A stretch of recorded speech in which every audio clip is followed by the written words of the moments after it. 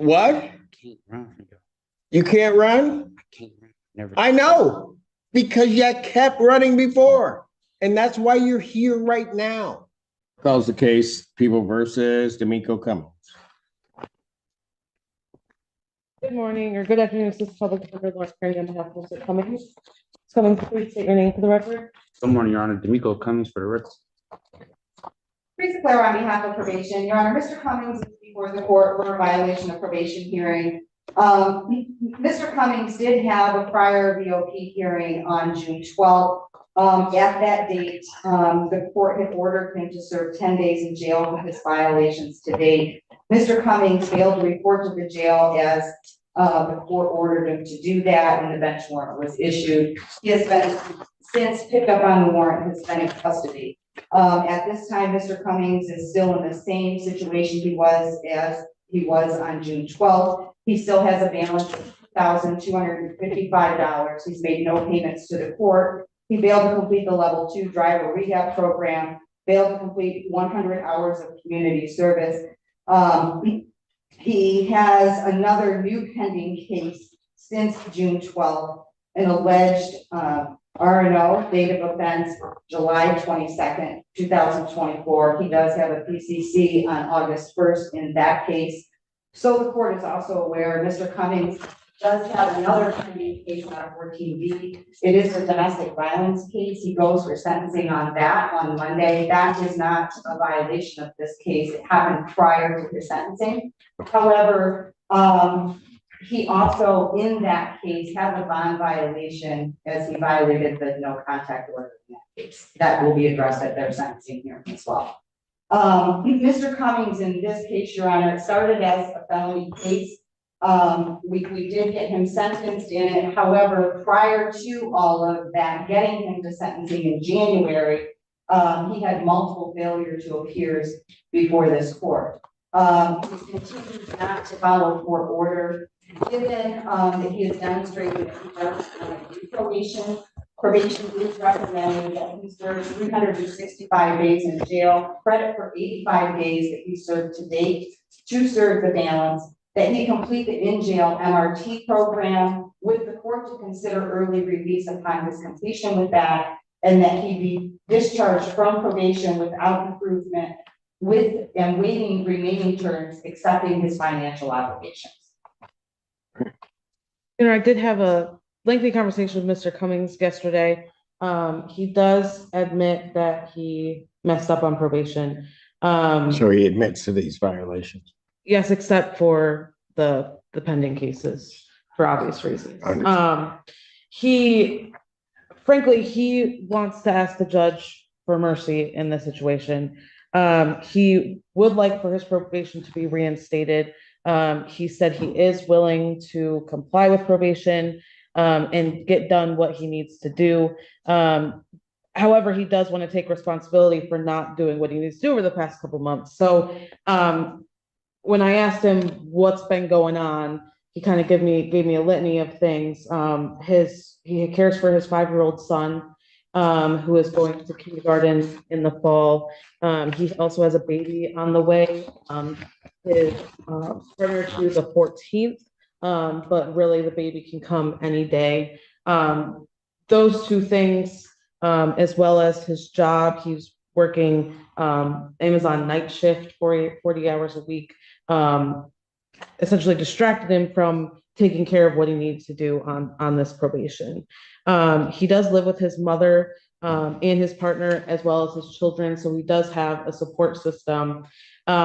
He says he can make payments. He is working full-time, and he does have some savings that he can put a pretty substantial payment toward his fines and costs. He said his mom can come up and pay $1,000 before he even is released from jail. He mentioned to me that he has been successful in other probations, and thinks he can be successful here if the court is willing to give him another chance. How did he get picked up on this warrant? The police came to your apartment for an unrelated matter.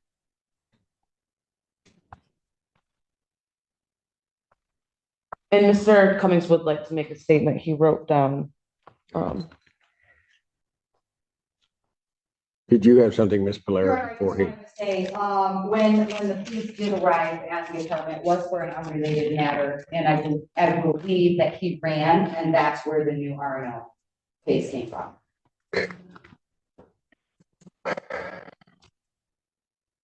Go ahead. I know. I want to start like this and say I do got a 4-year-old about to be 5 in October, about to start school this fall. I got a daughter due any day this month.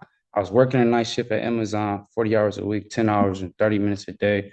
I was laying down on my side. I didn't look at it as a punishment, but I looked at it as an opportunity to do better and be better and get my life together. I can't have warrants and actually be responsible for my son and get to school every day or even to a bus. Please don't punish me or revoke my probation. I think y'all can actually help me do and be better. I signed up for Michigan Reenters to try to get back in school and see what college is like, even though it seemed like I haven't been trying. That's something me and my probation officer spoke about. I can and I'm willing to do extra classes like MRT free and on probation. I'll pay to start my driving class before I'm even released, if considered.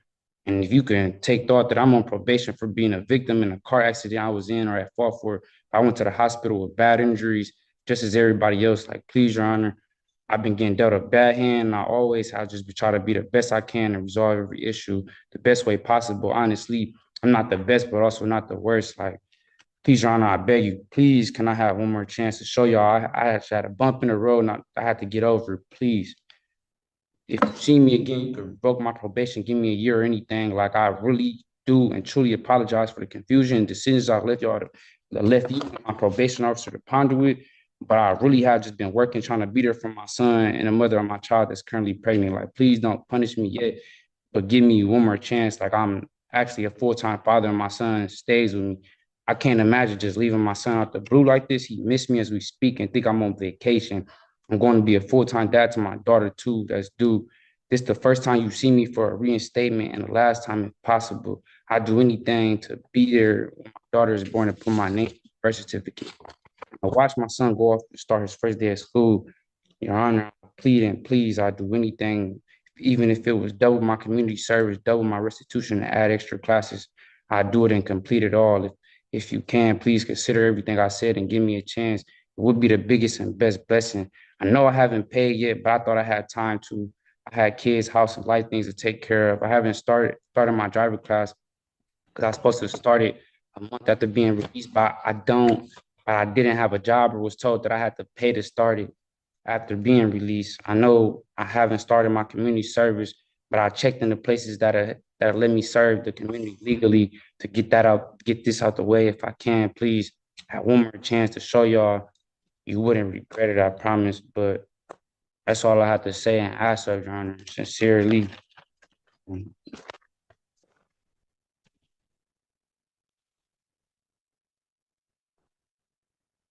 Cummings, here's my problem. On September 13th, you were set, well, before that, I think I took your plea. You were supposed to appear for sentencing. Actually, I didn't take your plea. Looks like it was taken by another judge. But anyway, you were supposed to appear for sentencing. You were supposed to do a PSI with the probation department. This was back in September 2023. And you don't do any of that. And I have to issue a bench warrant. Somehow or another, it looks like that may have gotten set aside in January. And then I adjourned your sentencing January 9th. We had to somehow or another find you from September to January. And then on January 9th of 2024, I adjourned your sentencing. It was adjourned by probation to January 24th, 2024. You show up on January 24th and they give you a sentence. Relatively straightforward sentence. You were in custody at the time. And I laid out everything that you needed to do. That was in January. You really don't do anything on probation that I ordered you to do. So then you show up June 12th of this year on a violation of probation hearing. And at that time, and I think you were on Zoom, you were out. We told you the things that you were supposed to do or hadn't done and try to get corrected. And at that point, I kind of just sent a warning shot to you and told you, you got to do these things. And I ordered you and ordered only 10 days. And Ms. Polaris trying to work with you too. I mean, we didn't order you served the full time. We said, here are the things you haven't done. You need to get them accomplished. So I ordered 10 days in jail, gave you a specific day to report to probation on June 24th, 2024. Did you go? I was in warrant status. I don't think I could have. Your Honor. Oh, you could have. You're right, for sure. And then ordered you to become compliant with all the previous terms that I ordered. So I gave you another shot from January to that June day. The 10 days, because you were on Zoom, I told you exactly what I would do. I said you're to report by 6 p.m. that day, or I was going to issue a bench warrant without bond. You must have thought I was kidding. No, Your Honor. Not Then why didn't you go? I didn't make it by 6. I knew the deal could have been off the table.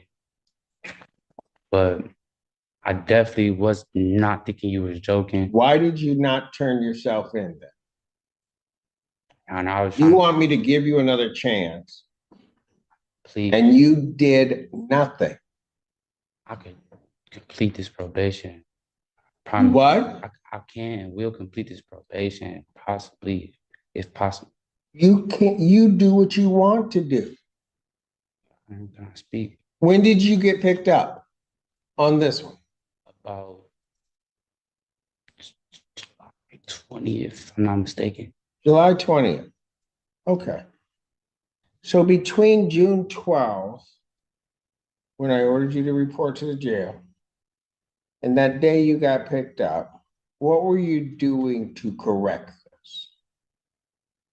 I was trying to work, make sure I had some money, so if I had other bonds.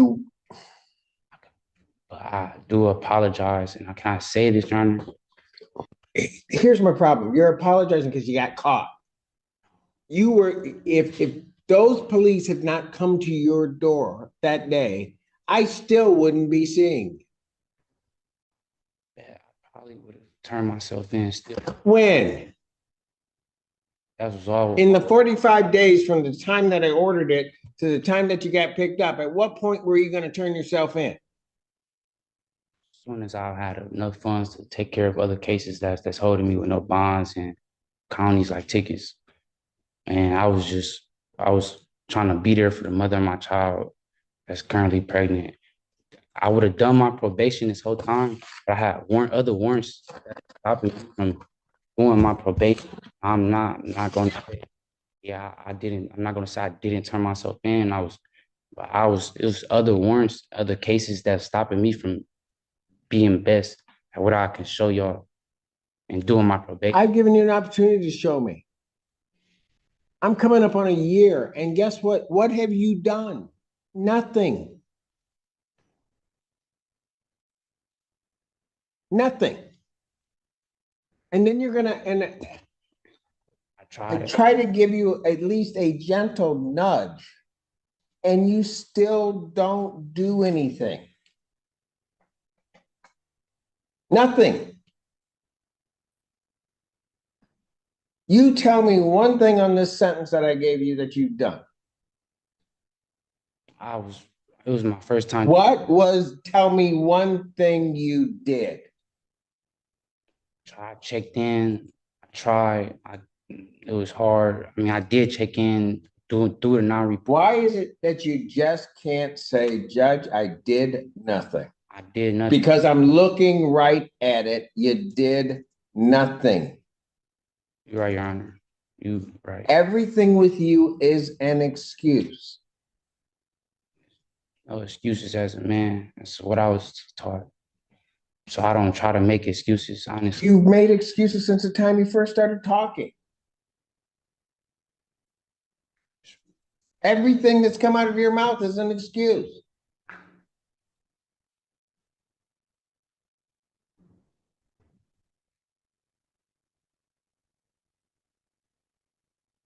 sit here and I give you a chance to do it. We wait 6 months, correct something.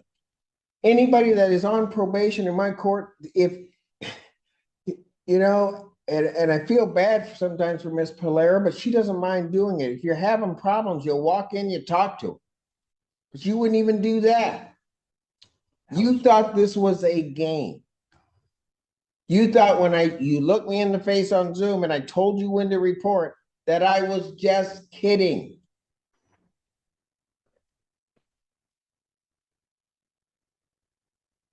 Nothing that comes out of my mouth am I kidding.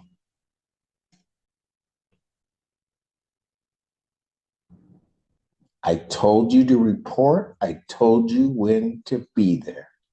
And I told you how long you'd be there.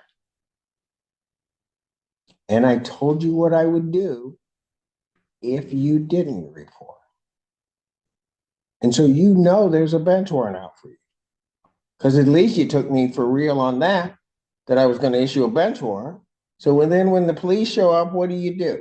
You don't even say at that point, I got to deal with this. You take off running, allegedly, I guess we'll say at this point. And where was that going to get you? Got you right here. And after all that, Mr. Cummings,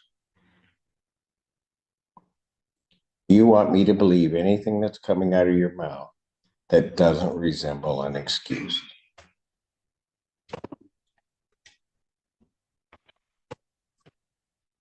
I don't got no reason to be trying to have warrant statuses and You have no reason for any of this.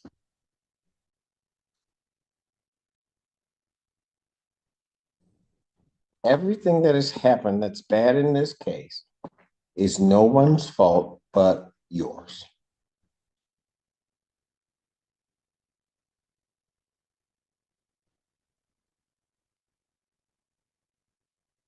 And the problem is, had you gotten to your attorneys, had you gone through and you were truly going through doing something, hey, they would have helped you out. There's no doubt, Ms. Perrine or Ms. Pate, they would have been all over my coordinator's email, trying to figure out something to do. Quite frankly, even if you had at that point gotten to Ms. Polera, she would have been trying to do something. I didn't want to be disrespectful. Not Too late. You disrespected everybody here. So don't even play that game with me that you don't want to be disrespectful. You intentionally were disrespectful. You intentionally thwarted my order. You intentionally then tried to hide and seclude yourself. You were disrespectful, allegedly, to the police when they showed up, told you had a warrant, you take off. Every move you've made has been just coated with disrespect to everybody involved in the process. I wasn't trying to be disrespectful, calling my probation officer and not coming in to take care of the business. And I didn't even talk to the police or anything. They didn't tell me anything. Okay. You had a warrant, you knew it, you took off. And if I didn't have those two gentlemen behind you right now, you'd run off again. Definitely. Every time. Yes, that's what you do. I can't run. Bro. What? I can't run. Bro. You can't run? I can't run. Never. I know, because you kept running before. And that's why you're here right now. That's all that you've been doing. Doing nothing and running. I haven't had the probation because I had warrants for other cases. I would be straight on track with probation to this day. It wasn't for the other warrants, Your Honor. I promise you.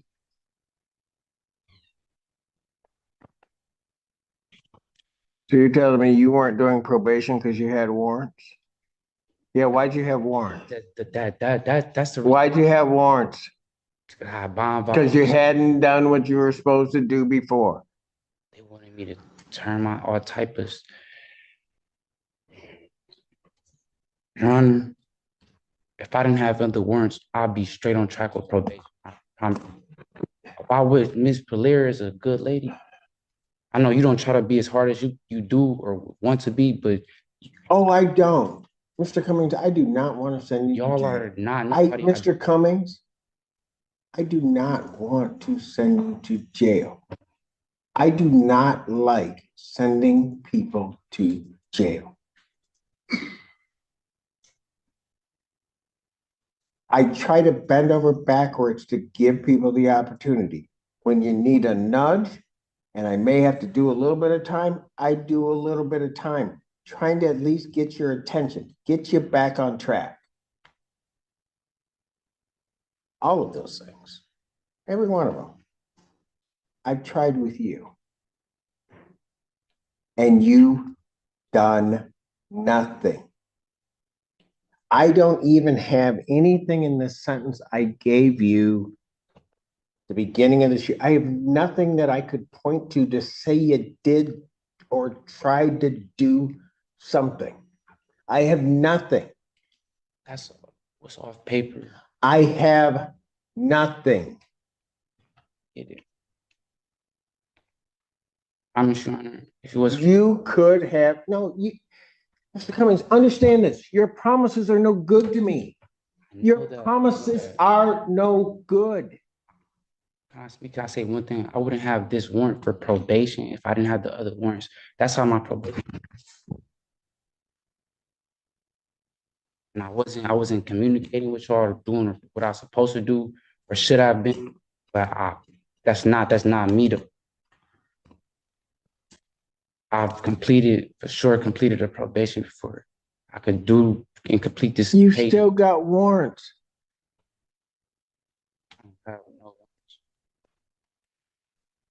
Everything, this is what I had to take care of. If it ain't a ticket, this is the only things I had to take care of. Your Honor, I think he's referencing the domestic violence case, that he did have a warrant for. But He still does have a warrant out of 35th. and he does have that criminal license suspended. You don't take care of business. I can't help you. I really can't.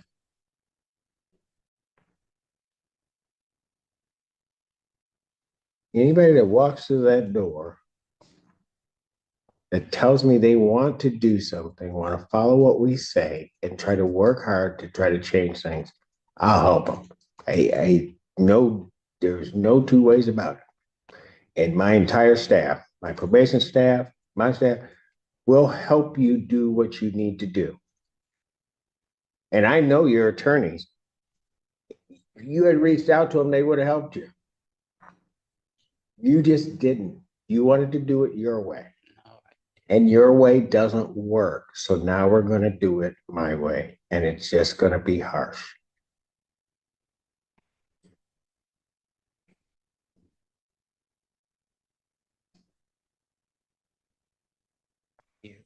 Chance to show y'all I will take care of this. I promise you not see me again. If it ain't to be getting released off of probation early or anything. I'm going to waive the remaining terms, except the defendant's financial obligations. I'm going to discharge from probation without improvement. I'm going to order 365 days Washington County Jail. Credit for the 85 days that you served. Defendant will serve the balance. I will consider early release upon the completion of the MRT jail in jail program. I will consider release. I don't know whether I will release you, but that's going to be the first step you're going to have to do. You don't want to do it. You got 290 days to figure it out. I'm done.